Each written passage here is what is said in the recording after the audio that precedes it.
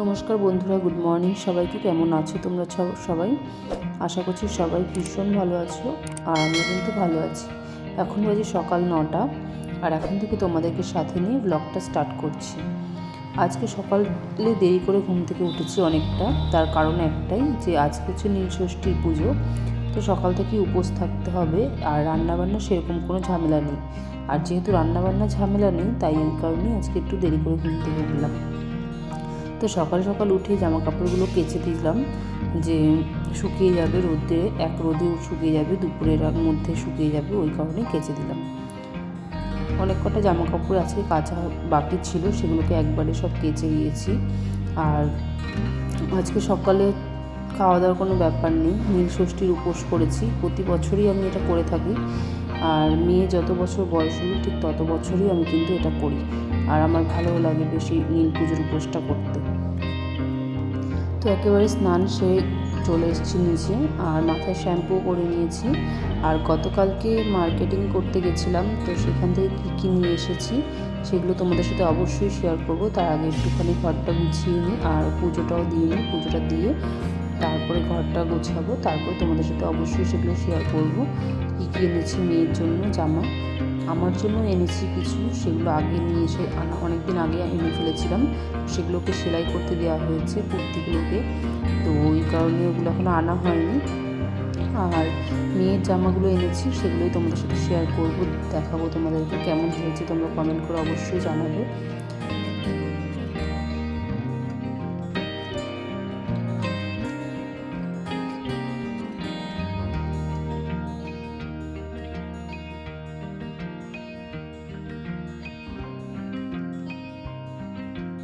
জামা কাপড়গুলো গুছিয়ে নিলাম, আর এদিকে মা মেয়ের জন্য টাকা দিয়েছিল, সেই টাকা দিয়েই আর কি মেয়ের জামাগুলো আনা হয়েছে।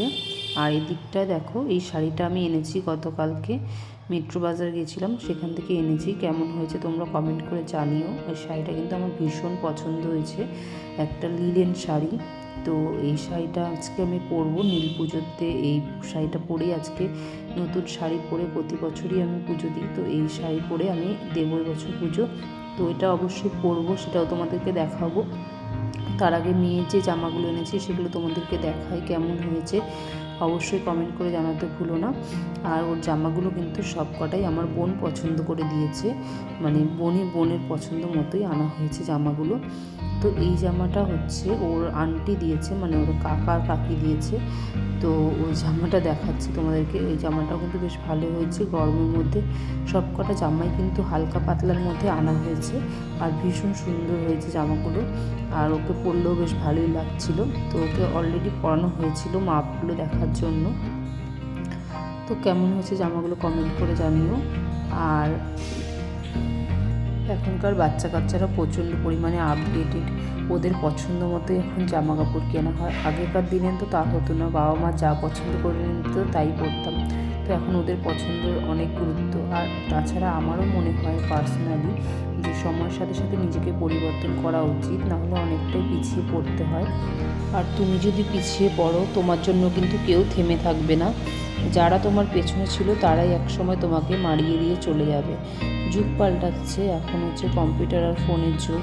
তাই এই সময়ের সাথে সাথে নিজেকে পরিবর্তন করাটা, আপডেট করাটাও ভীষণ কিন্তু প্রয়োজন। তো আমিও সবসময় চেষ্টাই করি যে নিজেকে আপডেট করার, জানি না কতটুকু কী হয়, তবে চেষ্টা করি সময়ের সাথে সাথে নিজেকে ওদের মতো করে চলার, কারণ ওরাই তো ভবিষ্যৎ, ওরাই সব কিছু। তো কেমন হয়েছে, এতগুলো জামা আনা হয়েছে, অনেক কটা জামা আনা হয়েছে ওর জন্য। যেহেতু টিউশন পড়তে যায়, তো অনেক জামা কাপড় লাগে এখনকার বাচ্চা কাচ্চাদের। তো যাই হোক, কেমন হয়েছে কমেন্ট করে জানিও। তো এদিকটায় দেখো, নীল পুজোর জন্য সমস্ত ফল গুছিয়ে নিয়ে চলে এসেছি। 5 রকমের 5টা ফল এনেছি, একটা বেল এনেছি, আর একটা ধুতরা ফুলের বীজ এনেছি, গোটা যেটাকে বলা হয়, মানে ধুতরা ফুলের বীজ বলা হয় যেটা, সেটা নিয়ে আসা হয়েছে। আর একটা এখানে মালা এনেছি বেল ফুলের, আর এনেছি আকন্দ ফুলের মালা, সাথে বেলপাতা। আর ফুল আনিনি, খুচরো ফুল, সেগুলো আমাদের বাড়িতে, মায়ের বাড়িতে অনেক গাছে অনেক হয়, তো মা বলেছে ওগুলো পাঠিয়ে দেবে। তো ওগুলোই আর কি দিলেই হয়ে যাবে মোটামুটি। বেলপাতাও ওখান থেকে নিয়ে আসা হবে। তো যাই হোক, আর এদিকটায় এনেছি সাবু। তো আজকে তো সারাদিন কিছু খাওয়া হবে না, ফল টলই খাবো। আর রাত্রেবেলা এই সাবুটা ভিজানো থাকবে, তো ভিজানো সাবুটাই খেয়ে রাতে ঘুমিয়ে পড়বো। আর এদিকে কিশমিশ এনেছি, খেজুর এনেছি, আর এনেছি চেরি ফল আর কাজু বাদাম আর নারকেল কোড়া দিয়ে এটা মাখা হবে রাত্রেবেলা, সাবু মাখাটা। তো রাতে ওটা খেয়ে ঘুমিয়ে পড়বো। তো আমার এদিকটায় মোটামুটি গোছানো কমপ্লিট হয়ে গেছে। এবার শাড়িটা পরলে আমি রেডি হয়ে যাব, আর তারপরে যাব পুজো দিতে। তো আমার এদিকে পুজোর ডালা পুরো রেডি হয়ে গেছে, এবার আমি যাই নিজে রেডি হয়ে নিই। তো দেখো আমি এদিকটা রেডি হয়ে চলে এসেছি, আর ওই শাড়িটা কিন্তু আজকে আমি পরেছি। কেমন লাগছে কমেন্ট করে জানাও। একটু বেশ মডেল মডেল ভাব নিয়ে ছবিটার পোস্টটা দিলাম, তো কেমন লাগছে জানিও অবশ্যই কমেন্ট করে। আর শাড়িটা পরে আমাকে কেমন লাগছে অবশ্যই কমেন্ট করতে ভুলো না। তো এটা পরে একবারে পুজো দেবো, দিয়ে তারপর চলে যাব অফিসে। ওখান থেকে পুজো দিয়ে তারপরে অফিসে বেরোবো। আর একবারে রাতে এসে তারপরে খাওয়া দাওয়া করবো আর কি। তার মাঝখানে আর শুধু ফল খাবো পুজোর পরে, পুজো দেওয়ার পরে। তো আমাকে শাড়িটা পরে কেমন লাগছে? আমার তো বেশ ভালোই লাগছে, ভীষণ পছন্দ এই শাড়িটা। আর এই টাইপের শাড়িগুলো পরতে ভীষণ ভালো লাগে, ভীষণ আরামদায়ক শাড়িগুলো, মানে একটু গরম লাগে না, ভীষণ হালকার উপরে শাড়িগুলো ভীষণ সুন্দর। আর ভাবছি আরও কয়েকটা কিনে নেব। তো যাই হোক, এবার বেরিয়ে পড়ি আর কি।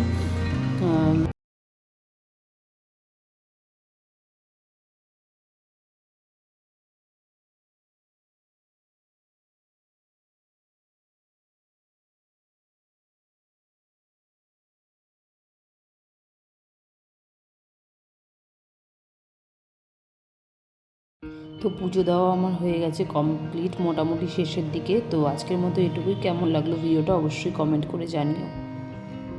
আর যদি ভালো লেগে থাকে অবশ্যই কিন্তু সাবস্ক্রাইব করতে ভুলো না, শেয়ার করতে ভুলো না। তো চলো আজকের মতো টাটা, চলে আসবো আগামীকাল নতুন একটা ভিডিও নিয়ে। তো এখনের মতো টাটা সবাইকে।